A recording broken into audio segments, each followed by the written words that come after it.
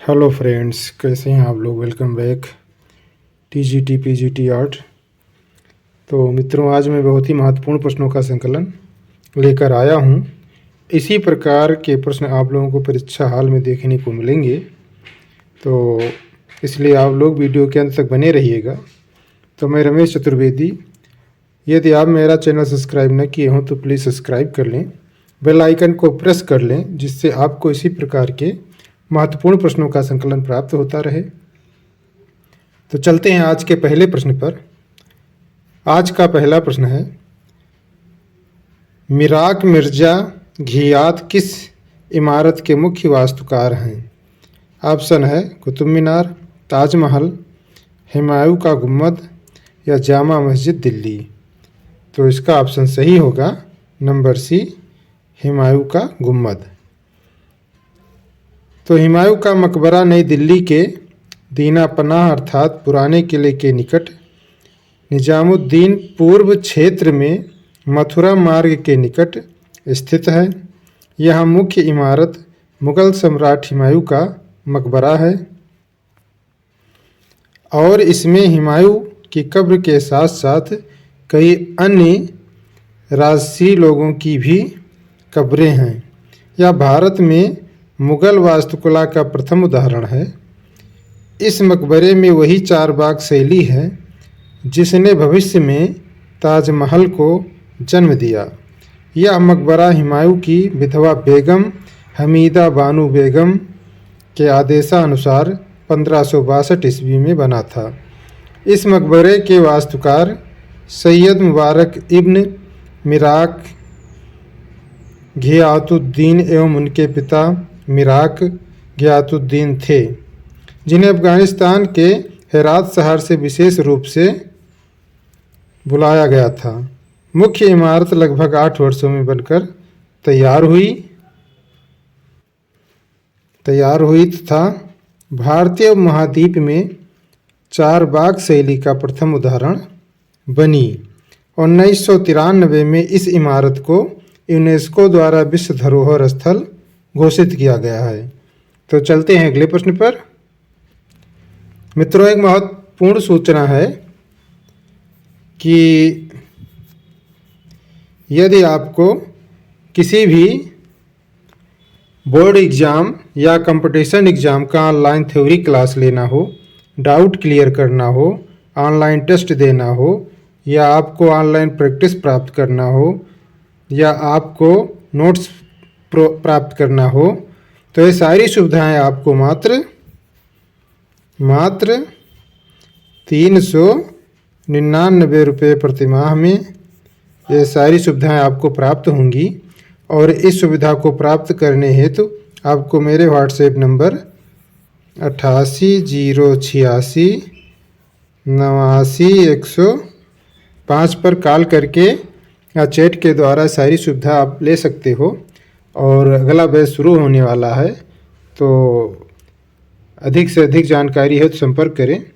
तो सूचना समाप्त हुई। चलते हैं अगले प्रश्न पर। अगला प्रश्न है, हमजा नामा के मूल चित्र किस पर चित्रित किए गए थे।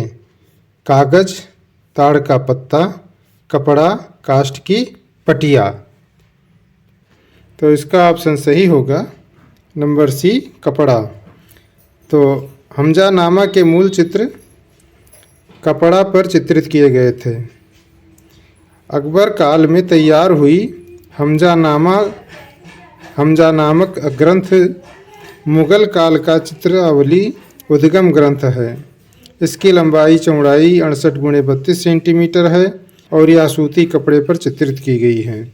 इस ग्रंथ में 12 खंडों में विभाजित कुल 360 कहानियाँ हैं। तो चलते हैं अगले प्रश्न पर।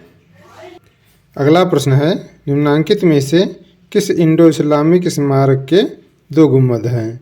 ऑप्शन है गियासुद्दीन तुगलक का स्मारक, अलाई दरवाज़ा, हुमायूं का मकबरा या सिकंदरा। तो इसका ऑप्शन सही होगा नंबर सी, हुमायूं का मकबरा। तो हुमायूं का मकबरा इस्लामिक वास्तुकला का एक श्रेष्ठ उदाहरण है। यह नई दिल्ली के दीना पनाह अर्थात पुराने किले के निकट निजामुद्दीन पूर्व क्षेत्र में मथुरा मार्ग के निकट स्थित है। इस मकबरे में वही चारबाग शैली है जिसने भविष्य में ताजमहल को जन्म दिया। यह मकबरा हुमायूं की विधवा बेगम हमीदा बानो के आदेशानुसार 1565 से 1572 में बनकर तैयार हुआ है। इस मकबरे का वास्तुकार मिराग मिर्जा घियाज था। वर्ष 1993 में यूनेस्को द्वारा इसे विश्व विरासत स्थल घोषित किया गया है। तो चलते हैं अगले प्रश्न पर। अगला प्रश्न है, बसावन किस शैली के राजदरबारी चित्रकार थे? ऑप्शन है पहाड़ी, राजस्थानी, मुगल या पाल। तो इसका ऑप्शन सही होगा नंबर सी, मुगल। तो बसावन मुगल शैली के राज दरबारी चित्रकार थे। अकबर के दरबारी चित्रकारों में बसावन को प्रतिभाशाली कलाकारों में गिना जाता था। 16वीं शताब्दी के भारतीय कलाकारों में उनका अत्यंत महत्वपूर्ण स्थान था। अबुल फजल ने आईने अकबरी में बसावन की अत्यंत प्रशंसा की है। रज़्मनामा,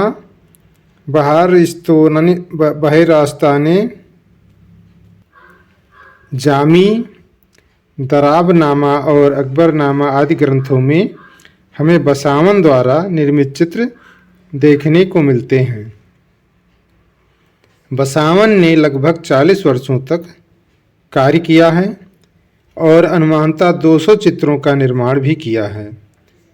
आईन-ए-अकबरी में अबुल फजल ने लिखा है, पृष्ठभूमि निर्माण, मुखाकृति के विशेषताओं से अंकन, रंगों के सम्मिश्रण, वस्तुओं के यथारूप चित्रण तथा इस कला के अन्य कार्यों में बसावन अपनी समझ का अद्वितीय कलाकार हुआ है। तो चलते हैं अगले प्रश्न पर। अगला प्रश्न है, किंग वल्चर और ग्रिफिन किसने चित्रित किया है? ऑप्शन है मंसूर, बसावन, बेहजाद या मीर सैयद अली। तो इसका ऑप्शन सही होगा नंबर ये, मंसूर। तो किंग वल्चर और ग्रिफिन मंसूर ने चित्रित किया है। जहांगीर कालीन मंसूर पशु पक्षी तथा वनस्पतियों के चित्रण में सिद्धस्त था। तुर्की मुर्गा, चकोर पक्षी, साज पक्षी फारस के बादशाह द्वारा भेंट स्वरूप भेजा गया। इन तीनों पक्षियों का विश्व प्रसिद्ध चित्र मंसूर द्वारा चित्रित किया गया है। जहांगीर ने मंसूर को नादिर उल अस्र यानी युग का आश्चर्य की उपाधि प्रदान की थी। उस्ताद मंसूर द्वारा बनाए गए अन्य विश्व प्रसिद्ध चित्र इस प्रकार हैं: बाज पक्षी, साइबेरिया का सारस, बंगाल का अनोखा पुष्प, नरगिस, कश्मीर घाटी के पुष्प, जेब्रा, मोरनी और नीलगाय इत्यादि हैं। तो चलते हैं अगले प्रश्न पर। अगला प्रश्न है, हज़्मनामा के चित्र किसके समय में बने? ऑप्शन है शाहजहां, जहांगीर, अकबर या औरंगजेब। तो इसका ऑप्शन सही होगा नंबर सी, अकबर। तो हमजानामा के चित्र जो है वो अकबर के समय के बने हैं।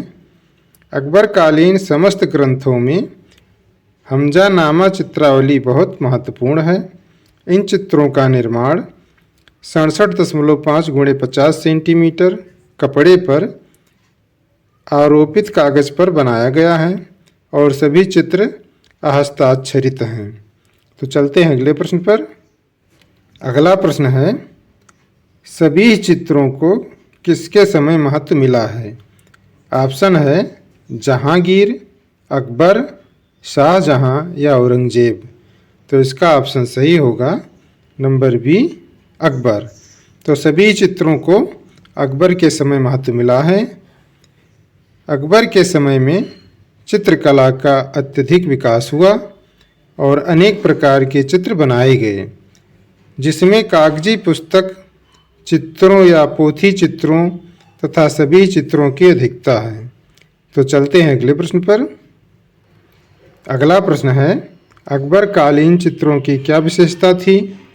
ऑप्शन है दरबारी चित्र, पशु पक्षी के चित्र, नायक नायिका के चित्र या प्राकृतिक चित्र। तो इसका ऑप्शन सही होगा नंबर ए दरबारी चित्र। तो अकबर कालीन चित्रों की दरबारी चित्रकार की विशेषता थी। अकबर के समय में अधिकांश फारसी तथा भारतीय काव्यों, कथाओं तथा ऐतिहासिक घटनाओं या दरबारी जीवन से संबंधित चित्र बनाए गए हैं। तो चलते हैं अगले प्रश्न पर। अगला प्रश्न है, मुगल चित्रकार का क्या नाम था? बसावन, मौला राम, राजा रविवर्मा या अमृता शेरगिल? तो इसका ऑप्शन सही होगा नंबर ए बसावन। तो मुगल चित्रकार का नाम बसावन था। अकबर के दरबारी चित्रकारों में बसावन एक कुशल चित्रकार था। उसको दरबार में अपनी कला प्रतिभा दर्शाने के कारण उचित महत्व तथा सम्मान प्राप्त था। उसने लगभग 100 से अधिक सुंदर तथा उत्कृष्ट चित्रों की रचना की है, परंतु खेद है कि उसके जीवन के संबंध में विशेष जानकारी नहीं प्राप्त होती है। तो चलते हैं अगले प्रश्न पर। अगला प्रश्न है, किसके दरबार में अबुल हसन ने ईसाई विषयों पर चित्र बनाए हैं? ऑप्शन है जहांगीर, अकबर, औरंगजेब या हुमायूं? तो इसका ऑप्शन सही होगा नंबर ए जहांगीर। तो जहांगीर दरबार में अबुल हसन ने ईसाई विषयों पर चित्र बनाए हैं। जहांगीर अबुल हसन को अपने समय का सबसे अच्छा चित्रकार मानता था।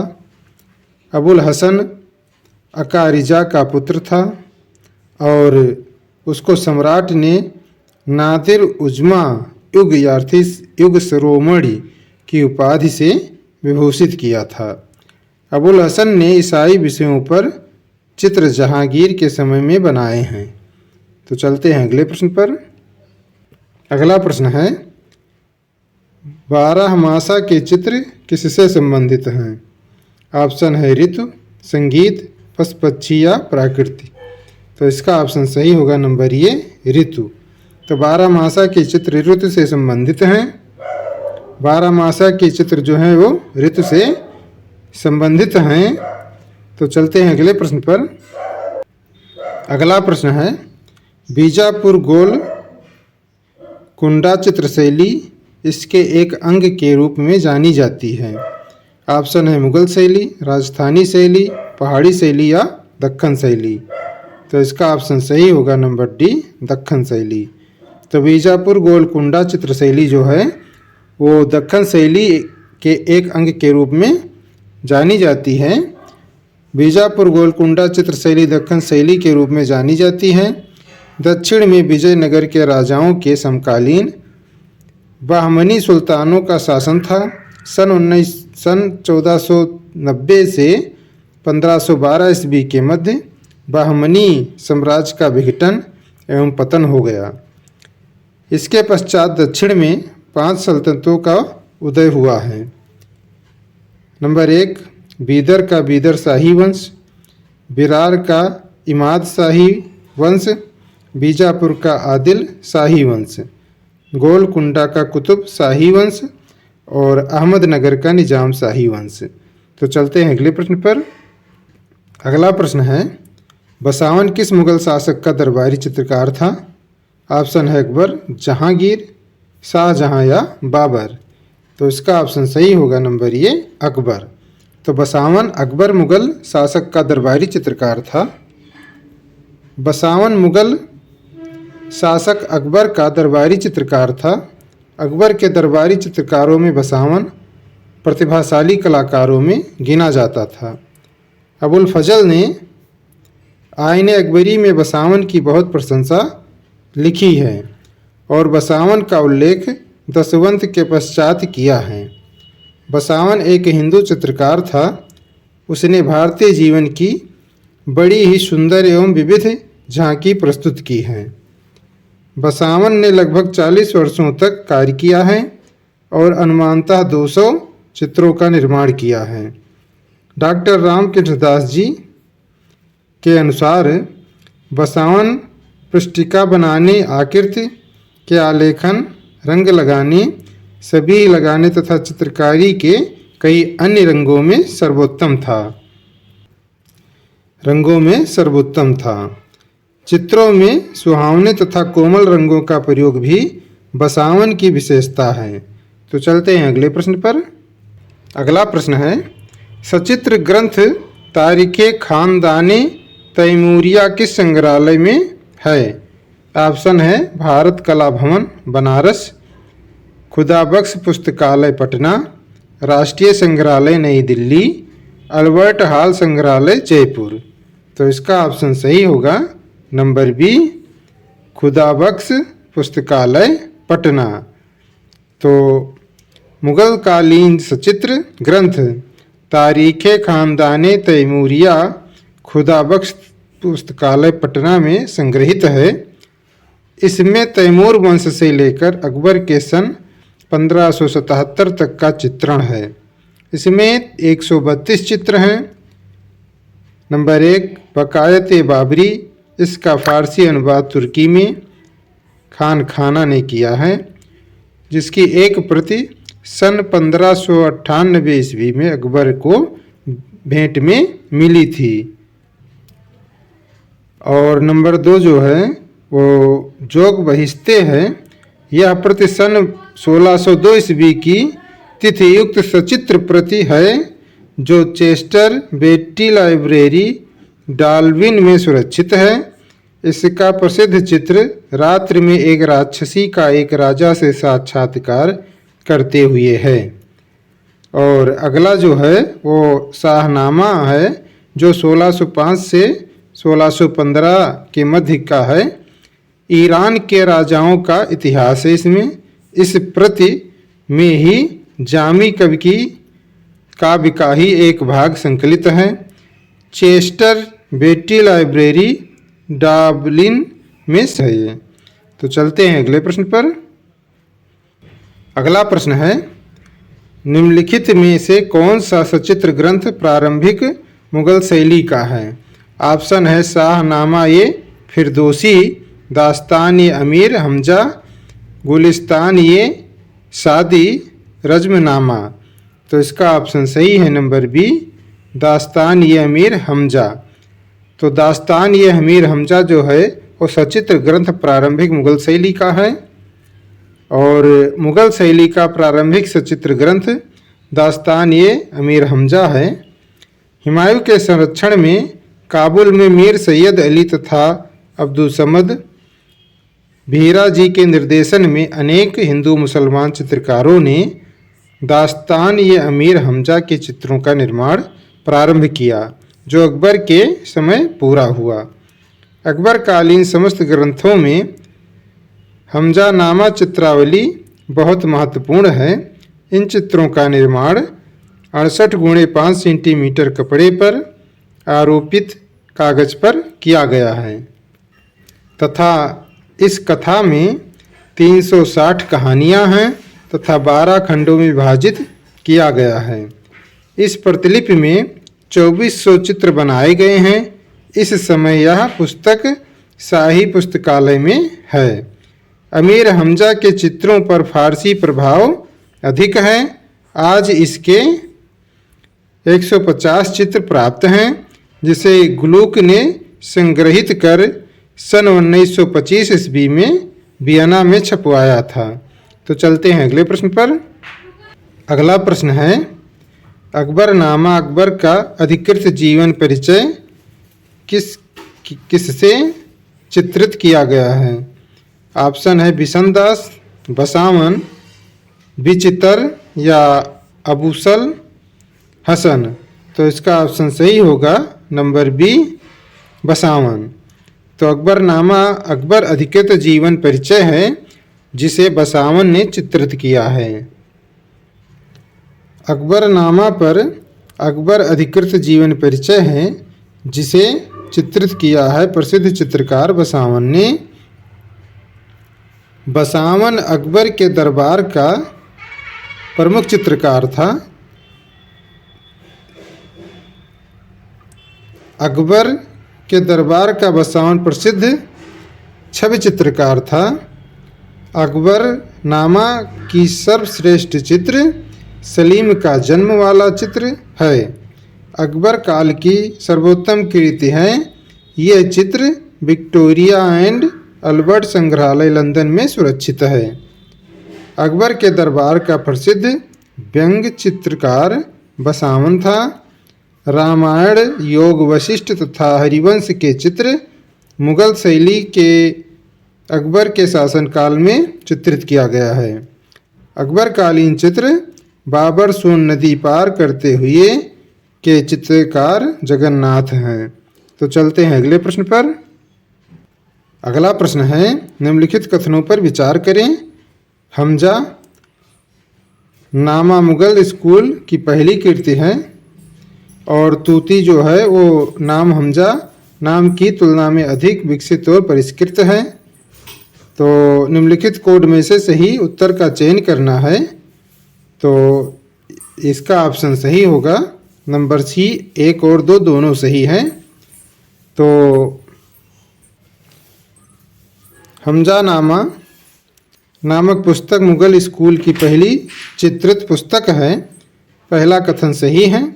तूती नामा हमजा नामा की तुलना में अधिक विकसित और परिष्कृत पुस्तक है, दूसरा कथन भी इसीलिए सही है।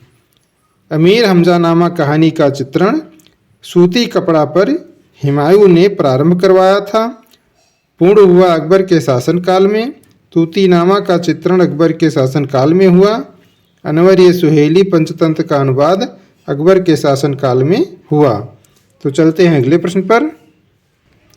अगला प्रश्न है, किस अवधि की पेंटिंग चित्रकला में पहली बार फूल, पत्तियों और पौधों को चित्रित किया गया था? ऑप्शन है मुगल सल्तनत, गुप्त काल, दिल्ली सल्तनत या मौर्य काल। तो इसका ऑप्शन सही होगा नंबर ए, मुगल सल्तनत। तो मुगल सल्तनत अवधि की पेंटिंग चित्रकला में पहली बार फूल, पत्तियों और पौधों को चित्रित किया गया। पहली बार चित्रकला में फूल, पत्तियों और पौधों का चित्रण मुगल सल्तनत काल में किया गया। मुगल शैली की उत्पत्ति हिंदू और ईरानी दोनों शैलियों के सम्मिलन से हुई है। इस्लाम धर्म में जीवित जीवों का चित्रण करना निषिद्ध था। बाबर ने आरामबाग नूर अफगान का निर्माण आगरा में करवाया। जीवनी लेखकों का राजकुमार बाबर को कहा जाता है तथा मुगल कालीन प्रथम स्थापत्य काबुली बाग मस्जिद पानीपत में है। तो चलते हैं अगले प्रश्न पर। अगला प्रश्न है, मध्यकालीन भारत के किस सम्राट के शासनकाल के दौरान चित्रकला अपने चरम सीमा पर पहुंच गई थी? ऑप्शन है अकबर, शाहजहां, जहांगीर या औरंगजेब। तो इसका ऑप्शन सही होगा नंबर सी, जहांगीर। तो मध्यकालीन भारत के जहांगीर सम्राट के शासनकाल के दौरान चित्रकला अपने चरम सीमा पर पहुंच गई थी। तो मुगल सम्राट जहांगीर के शासनकाल में चित्रकला अपने चरम सीमा पर पहुंच गई थी। जहांगीर के शासनकाल में मुगल शैली का चरमोत्कर्ष रूप व्यक्ति चित्रों में दिखाई देता है। जहांगीर के समय से मुखाकृति के पीछे चारों ओर दिव्य प्रकाश वृत्त देने की परंपरा शुरू हुई थी। प्राकृतिक जानवरों और फूलों के लिए अनन्य प्रेम का चित्रण तुजुकिए जहांगीरी में किया गया है तथा मुगल चित्रकला का स्वर्ण युग जहांगीर का शासनकाल कहा गया है। तो चलते हैं अगले प्रश्न पर। अगला प्रश्न है, मंसूर और मनोहर किसके मशहूर दरबारी चित्रकार थे? ऑप्शन है शाहजहां, जहांगीर, अकबर या हुमायूं। तो इसका ऑप्शन सही होगा नंबर बी, जहांगीर। तो मंसूर और मनोहर जो है वो जहांगीर के मशहूर दरबारी चित्रकार थे। उस्ताद मंसूर और मनोहर जहांगीर के दरबार के प्रसिद्ध चित्रकार थे।